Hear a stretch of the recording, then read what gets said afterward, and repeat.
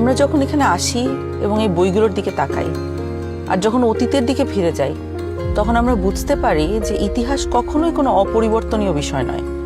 এটি মানুষের ইচ্ছা শক্তির দ্বারাই পরিবর্তিত হয়।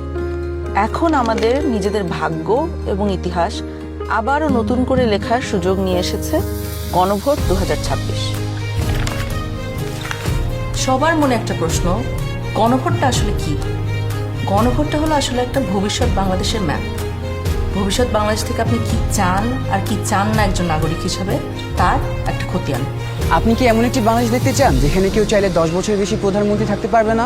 এমন বাংলাদেশ যেখানে সরকার চাইলেই বিরোধী দলের সম্মতি ছাড়া জরুরি অবস্থা জারি করতে পারবে না, চাইলেই জরুরি অবস্থার সময়ে নাগরিকের বেঁচে থাকার অধিকার কেড়ে নিতে পারবে না, চাইলেই এক্সট্রা জুডিশিয়াল কিলিং করতে পারবে না?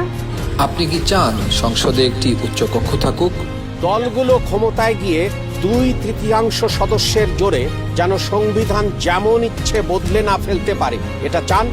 সংবিধানের যে কোনো পরিবর্তন করতে হলে উচ্চকক্ষের সমর্থন লাগুক, এটা চান? সংবিধানের কিছু গুরুত্বপূর্ণ বিষয়ের পরিবর্তন আপনার মতামত ছাড়া কেউ করতে না পারুক, অর্থাৎ গণভোট ছাড়া সংবিধানের গুরুত্বপূর্ণ বিধানের কোনো পরিবর্তন সরকার যেন করতে না পারুক।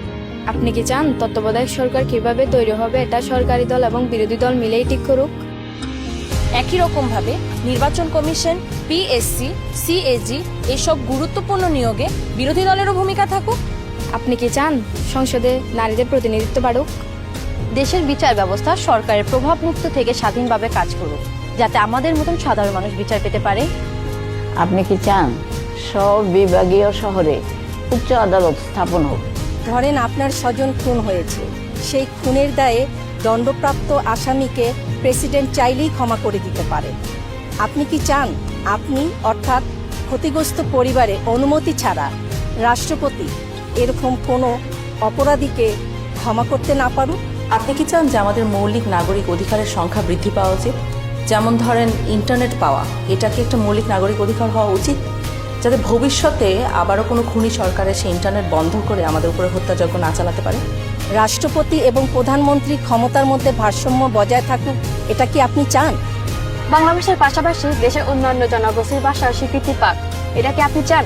আপনি যদি এই পরিবর্তনগুলো চান, আপনি যদি এই পরিবর্তনগুলো চান, আপনি যদি এই পরিবর্তনগুলো চান, তাহলে গণভোটে হাতে সিল মারুন। হাতে সিল মারুন। হ্যাঁ, সিল মারুন। হাতে সিল মারুন। হ্যাঁ সিল মারুন। হেতে সিল মারুন।